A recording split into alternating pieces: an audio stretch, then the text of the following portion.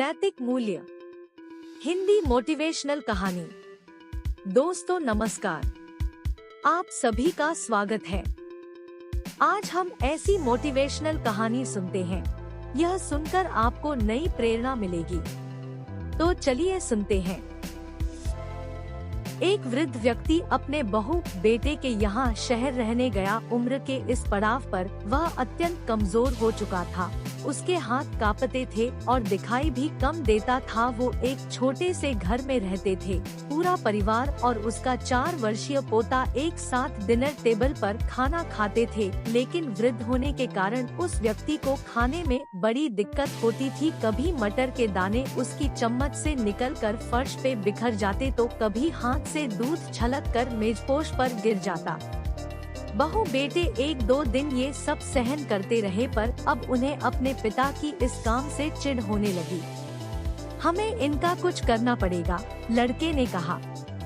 बहू ने भी हाँ में हाँ मिलाई और बोली, आखिर कब तक हम इनकी वजह से अपने खाने का मजा किरकिरा करते रहेंगे और हम इस तरह चीजों का नुकसान होते हुए भी नहीं देख सकते।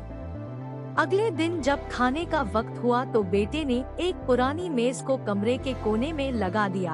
अब बूढ़े पिता को वही अकेले बैठकर अपना भोजन करना था। यहाँ तक कि उनके खाने के बर्तनों की जगह एक लकड़ी का कटोरा दे दिया गया था, ताकि अब और बर्तन ना टूट फूट सके।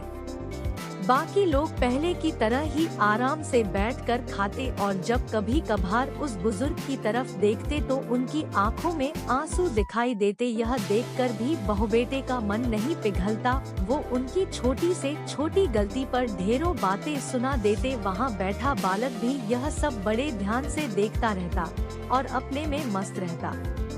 एक रात खाने से पहले उस छोटे बालक को उसके माता पिता ने जमीन पर बैठकर कुछ करते हुए देखा।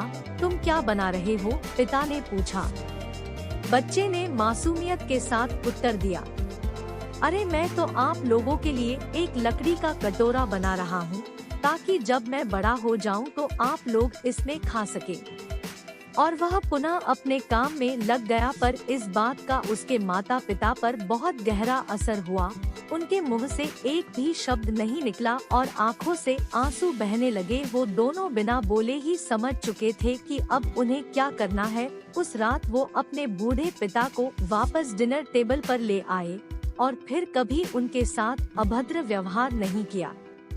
दोस्तों, हम अक्सर अपने बच्चों को नैतिक शिक्षा या मोरल वैल्यूज देने की बात करते हैं, पर हम ये भूल जाते हैं कि असल शिक्षा शब्दों में नहीं, हमारे कर्म में छुपी होती है। अगर हम बच्चों को बस ये उपदेश देते रहे कि बड़ों का आदर करो, सबका सम्मान करो और खुद इसके उलट व्यवहार करे, तो बच्चा भी ऐसा ही करना सीखता है। इसलिए कभी भी अपने पेरेंट्स के साथ ऐसा व्यवहार ना करें कि कल को आपकी संतान भी आपके लिए लकड़ी का कटोरा तैयार करने लगे।